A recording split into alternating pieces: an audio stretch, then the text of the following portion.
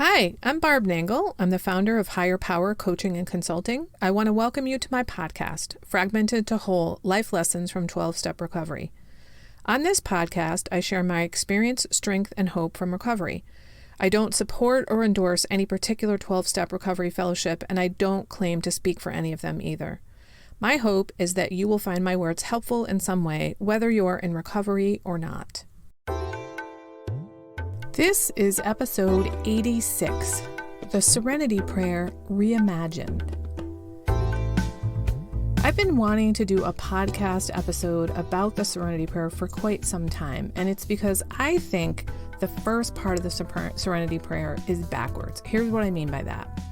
The prayer starts with, God, grant me the serenity to accept the things I cannot change.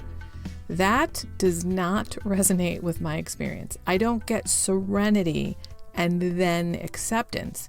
My experience is that once I came to acceptance, then I got serenity. Acceptance is the key to serenity, at least in my experience.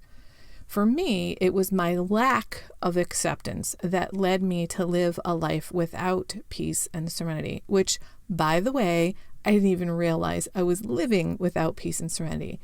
I think if someone had asked me before recovery if I was at peace, I might have said yes, because I really didn't understand what peace and serenity were until I was in recovery for a while. And it was definitely after I learned acceptance. I do have another episode specifically on acceptance. It's episode number 2. And it's one of my most downloaded episodes. So if you're struggling with how to be accepting, you might want to check it out. I'm not going to spend too much time talking about how to accept things because you can do that there. But I will say that the reason that I think this is backwards is that when I accept things, it means I've stopped fighting against them. If you think about being in a fighting stance, you're on alert, you're probably tense, you're really focused on the object or the person against which you're fighting. It is not comfortable and relaxed and flowing the way that you are when you have serenity, when things are serene. To me, the opposite of acceptance is this stance, when you're on alert and you're fighting. So how can you possibly be serene? I just don't have the experience that I can get to that state unless I become accepting of things that I formerly thought were unacceptable. Probably the easiest example, and one that most people can identify with, is traffic. I really didn't understand how unbelievably resistant to traffic I was. I was the kind of person who took out all of my anger and all that shit in the car when I was in traffic. And I was way worse when there was nobody in the car with me.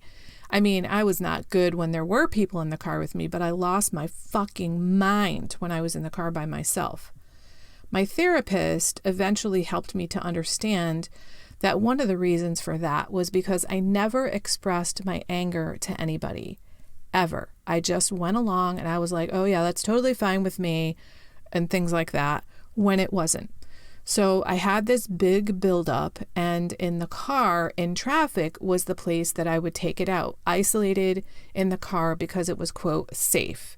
And I say that because I was codependent and I was so focused on other people. And what they thought of me mainly, and I didn't want them to see or hear any of that stuff. So I took it out on myself. I was the only person that went through that stuff. It was my lack of acceptance of there being traffic that opened the floodgates of all the anger and frustration, etc. And I just lost my fucking mind in traffic. And I can see now that I had this subconscious idea that all of this was built on, which was there shouldn't be traffic, as if the road was made for me and me alone, as if all the people on the road were in my way and they should be driving the way I want them to drive, which, by the way, was faster and also on the other side away from me. Now I can see that that thinking is ridiculous. I was resisting. I was not accepting that highways were built for traffic and that there will always be other people on the road. Once I accepted all of that, I could drive in so much more of a serene state. I wasn't tense. I wasn't activated. I wasn't in fight or flight mode, and I was able to be serene. The fact that I was in recovery and dealing with my codependence and learning how to tell the truth about when I was upset or if I didn't want to do something, that helped too, because then I didn't have the buildup of all that tension. In other words, I also learned to accept and act on my own preferences rather than putting other people's feelings and preferences ahead of my own. For me, it wasn't, I got serenity from God and then I was able to accept things. I was able to have God help me get acceptance, and then I got serenity. Something else that's become clear to me lately is that I think the Serenity prayer is really about boundaries. I've been doing webinars on boundaries, and I'll be piloting a group coaching program in January on boundaries as well. So they've been on my mind a lot.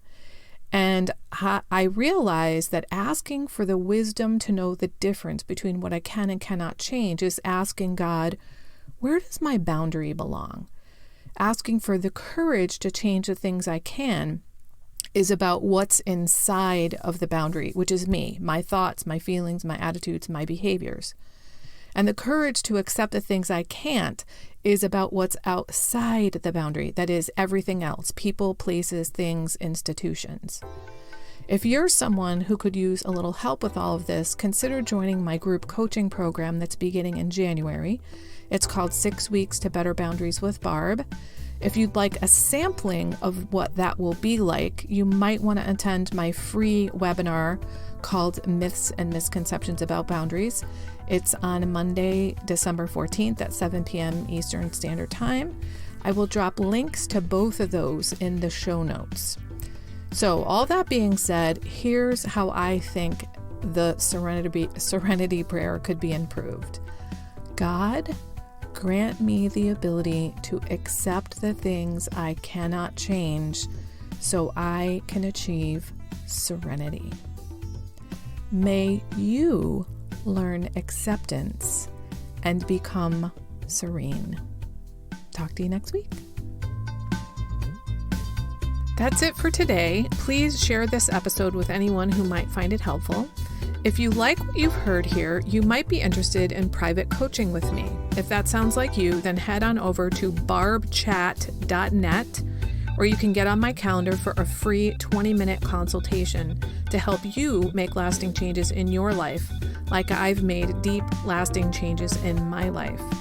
My ideal client is someone who is ripe for change, but I'll coach anyone who wants to be happy, joyous, and free. So if that's you, then go to barbchat.net and get on my calendar. I'd love to chat with you. Please like and subscribe to this podcast on your favorite podcast outlet. This helps other people find me.